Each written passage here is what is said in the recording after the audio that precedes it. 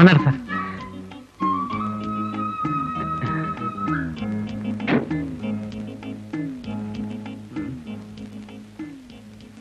ആ കാശൊക്കെ സുബ്രഹ്മണ്യം ഏൽപ്പിച്ചേക്ക്. സെക്ഷനിൽ പോയി കൊടുക്കേണ്ടവർ കൊടുത്തിട്ട് നേരെ സൂപ്രണ്ട് സാമിയുടെ മുറിലേക്ക് വരണം. ഞാൻ അവിടെ ഉണ്ടാവും. അല്ല പത്രോസേട്ടാ, കൊടുക്കടോ ചന്ദ്ര. ഫൈനൽ ബില്ല് പാസ്സാക്കാനല്ലേ കാലും കട്ടിലടക്കം 100 പിശാചുകളുണ്ട് സെക്ഷനിൽ കൊടുക്കണ്ട്. അപ്പൊ സ്വാമിക്കുള്ള ചാപ്പാട് അത് ഞാൻ കൊടുത്തോളാം. അല്ല, ഞാൻ കൊണ്ട് കൊടുക്കാം. ഞാൻ കൊടുത്തോളാം. അല്ല, ഞാൻ ഒറ്റ വീക്കുന്നുണ്ടല്ലോ. സ്വാമിക്ക് എന്തിനാ ചാപ്പാട്? സ്വാമിക്ക് കാശിനേക്കാളും താല്പര്യം ശാപ്പാടിനോടാ. പിന്നെ പത്രോസേട്ടാ, ഈ കവറൊക്കെ പബ്ലിക്കായിട്ട് ഓഫീസിൽ വെച്ച് തന്നെ കൊടുക്കണോ? അതൊക്കെ ആരും കാണാതെ സുബ്രഹ്മണ്യം കൊടുത്തോളും. അവൻ എന്റെ പിയെ. ഞാൻ എല്ലാം കാണുന്നു, എല്ലാം കേൾക്കുന്നു. എവിടെ നീ ശബ്ദം? താമെല്ലാം കേട്ടോ? ചേട്ടൻ എന്താ കേട്ടത്? ആരോ സംസാരിക്കുന്നത് പോലെ. ചിലപ്പോ എനിക്ക് തോന്നുന്നതായിരിക്കോ? ദൈവത്തിന്റെ ശബ്ദമാണോ ഞാൻ കേട്ടത്? ഞാനിപ്പോ വരാം. ആരാ പത്രോസേട്ടത്?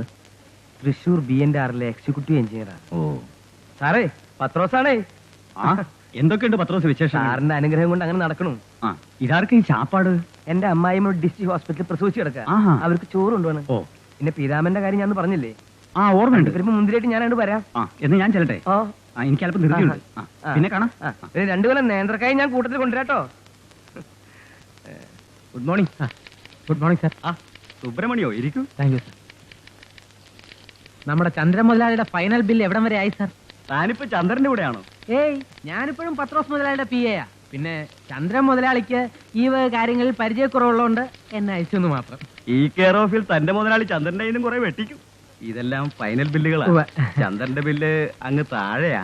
അത് പിന്നെ എങ്ങനെയെങ്കിലും ബാക്കി ഫയല് താഴെയാക്കിയിട്ട് ചന്ദ്രന്റെ ഫയല് മോളിൽ കൊണ്ടുവരണമല്ലോ സാർ. അതെങ്ങനെയാ സുബ്രഹ്മണി? മറ്റുള്ളവരോട് ഞാൻ എന്ത് സമാധാനം പറയും?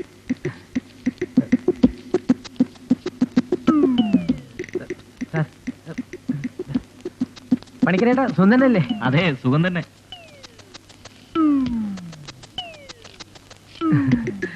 സന്തോഷായല്ലോ. എന്ത്? കുറഞ്ഞോ? കൂടുതലാ വെച്ചിരിക്കുന്നത്. കൂടുതലോ? തന്നിട്ട് വേണ്ടേ? അപ്പൊ വാങ്ങിച്ചതോ? ആര്? ഞാൻ കൈ ഇതിലെ കൂടെ മറ്റേ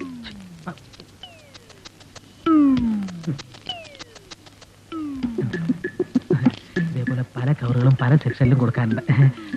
വരട്ടെ ഏട്ടാ. നമസ്കാരം സാർ.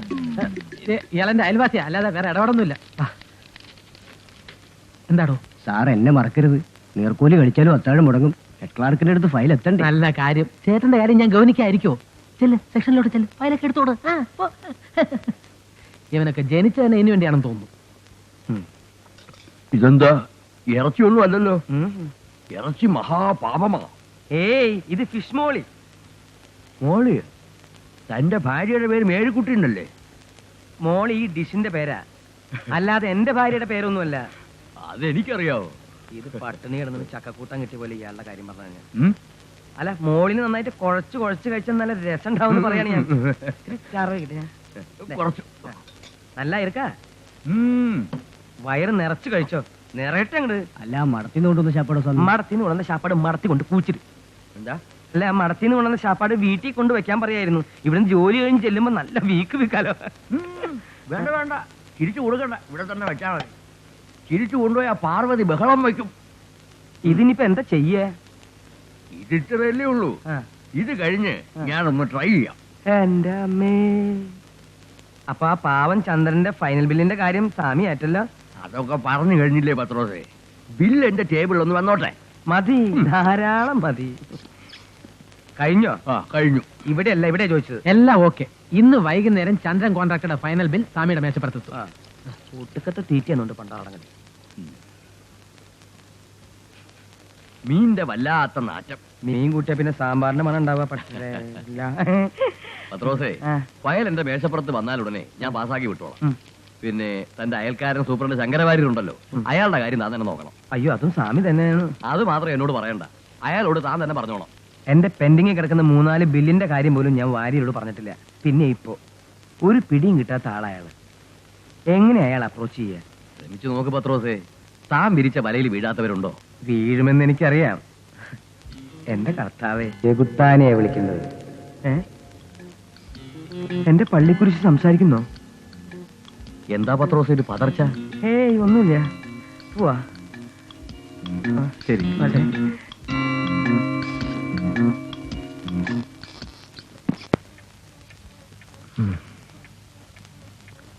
നമസ്കാരം. ആഹാ, പത്രോസോ? വാ, ഇരിക്ക്. ഊണ് കഴിഞ്ഞാൽ എനിക്ക് എന്തെങ്കിലും മധുരം കഴിക്കണമെന്ന് നിർബന്ധമാണ്. എന്നാ താനും കഴിക്കുക. അയ്യോ, എനിക്ക് വേണ്ട. എനിക്ക് ഊണ് കഴിഞ്ഞാൽ 5-6 ഗുളികയാ പതിവ്. അതിന് തനിക്ക് എന്താ അസുഖം? എല്ലാം ഉണ്ട് സാറേ. ഡയബറ്റിക്സ്, പ്രഷർ, ഉറക്കമില്ലായ്മ, ഒന്നും പറയണ്ട. ഒക്കെ പണക്കാർക്ക് വരുന്ന അസുഖങ്ങളാ. ഇരിക്കെ പത്രോസേ, ഓ. കണ്ടമാനം പണം കൂടുതലായാലും ബുദ്ധിമുട്ടാ. സാറ് പറഞ്ഞത് ശരിയാ. ചിലപ്പോ തോന്നും എല്ലാം വലിച്ചെറിഞ്ഞിട്ട് വല്ല സന്യാസിനും പോയാലോ ഒന്ന്. ബന്ധനസ്ഥനായ മനുഷ്യനായി പോയില്ലേ. മനുഷ്യാഹ ബന്ധനസ്ഥിത എന്നല്ലേ. പത്രോസിന് സംസ്കൃതം അറിയാമല്ലേ? കുറേശ്ശെ. ആ, അത് പോട്ടെ. ഇന്നെന്താ പതിവില്ലാതെ പത്രോസ് എന്നെ കാണാൻ വന്നത്? ഒരു നല്ല കാര്യം പറയാൻ വേണ്ടി വന്നതാ. ശ്ശോ, ഏ? ദേ, എന്താ ഒരു 8 കുഞ്ഞ് പാവം പോയത്. ദേ, സർക്കാർ ഓഫീസല്ലേ? ഇന്നലെ രാത്രി ഞാനൊരു സ്വപ്നം കണ്ടു. 3-4 സെന്റ് ഭൂമിയില് സുന്ദരമായൊരു വീട്. ആ. അതിന്റെ പാലുകാച്ചി നടക്കുന്നു. ഞാനും മേരിക്കുട്ടിയും മക്കളൊക്കെ ഉണ്ട് പുതിയ വീട്ടില്. ആ. വീടിന്റെ ഉടമസ്ഥൻ വാര്യര സാറും ഭാര്യയും മക്കളും ഒക്കെ ചേർന്ന് വിരുന്നുകാരെയൊക്കെ ക്ഷണിച്ചിരുത്തുന്നു. കാപ്പിയും പലഹാരം കൊടുക്കുന്നു. ആകെ ഒരു സുഖകരമായ അന്തരീക്ഷം. എന്നിട്ട് നല്ല അയൽക്കാരന്റെ സ്വപ്നം സത്യമാകുമെന്ന ഞങ്ങളുടെ പ്രമാണം. ഇന്ന് ഞാനൊരു വീട് നേരിട്ട് കണ്ടു. സ്വപ്നത്തിൽ കണ്ട പോലെ തന്നെ നല്ല സുന്ദരമായ ഒരു വീട്. തമ്പുരാൻ കർത്താവാണ് സത്യം. പച്ചക്കള്ളം. ഇത് വലിയ ശല്യായില്ല. മര്യാദയ്ക്ക് ഒരു കള്ളം പറയാൻ പോലും സമ്മതിക്കില്ല അല്ലേ? പത്രോസ് ആരോടാ സംസാരിക്കുന്നത്? ഏയ്, ഒന്നുമില്ല. ആ, എന്നിട്ട് വീട് കണ്ടിട്ട് പറയാം. അതുപോലൊരു വീട് സാറിന് ഉണ്ടായാലോ എന്ന് ഞാൻ ആശിച്ചു പോയി. സാർ എന്തിനാ ഓഫീസിൽ നിന്നും ഇത്രയും ദൂരം ഗ്രാമത്തിൽ പോയി താമസിക്കുന്നത്? അതും വാടക വീട്ടിൽ. നാട്ടിൻപുറത്താവുമ്പോൾ വാടകയും വീട്ടു ചെലവും വളരെ കുറയും. പിന്നെ സമയത്തിന് ഓഫീസിലെത്താൻ അല്പം ബുദ്ധിമുട്ടുണ്ട്. അത് സാരമില്ല. സ്വന്തമായിട്ടൊരു വീട് വെക്കണമെന്ന് സാറിന് ആഗ്രഹമില്ലേ? സ്വന്തമായിട്ട് വീട് വേണമെങ്കിൽ എനിക്ക് വല്ല ലോട്ടറി അടിക്കണം പത്രോസേ. എന്നാ ലോട്ടറി അടിച്ചു എന്ന് എന്നെ വെച്ചോ. ഞാൻ എത്ര പേരെ കൈ അടച്ച് സഹായിക്കണു. സാറിന് മാത്രം എന്തുകൊണ്ട് സഹായിച്ചുകൂടാന്ന് എന്റെ ഭാര്യ മേരിക്കുട്ടി ഇന്ന് രാവിലെ എന്നോട് ചോദിച്ചതാ. സത്യമായി സാറിന് പൈസക്ക് ബുദ്ധിമുട്ടുണ്ടെന്ന് എനിക്കറിയാം. ഈ വർഷം കൂടി കഴിഞ്ഞാൽ സാറിന്റെ മകൻ ഡോക്ടറാവും. അപ്പൊ വലിയൊരു ചെലവ് കുറയുമല്ലോ. സാറ് കുറേശ്ശെ തിരിച്ചു തന്നാൽ മതി. ഇവിടെ ടൗണിൽ തന്നെ ഒരു ചെറിയ വീട് ഞാൻ വിലയ്ക്ക് ഏർപ്പാടാക്കി തരാം. സാർ എന്നെ തെറ്റിദ്ധരിക്കണ്ട.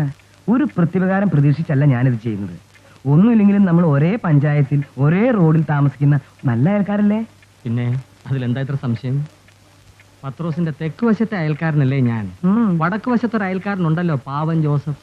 അയാളും വാടക വീട്ടിലാണ് താമസം. ആദ്യം പത്രോസ് അയാളെ സഹായിക്കും. ഏതായാലും പത്രോസിന്റെ നല്ല മനസ്സിന് നന്ദി. ഇപ്പോൾ ഉള്ള സൗകര്യങ്ങളൊക്കെ മതി എനിക്ക്. വീടിന് യോഗമുണ്ടെങ്കിൽ നേരായ വഴിക്ക് അത് ഈശ്വരൻ തന്നോളും. സാറിന് എനിക്കൊരു തെറ്റിദ്ധാരണയും ഇല്ല.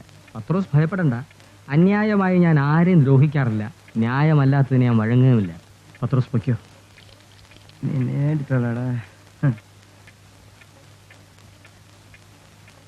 നല്ല അയൽവാസി ഒരു ദരിദ്രവാസി തന്നെയാ.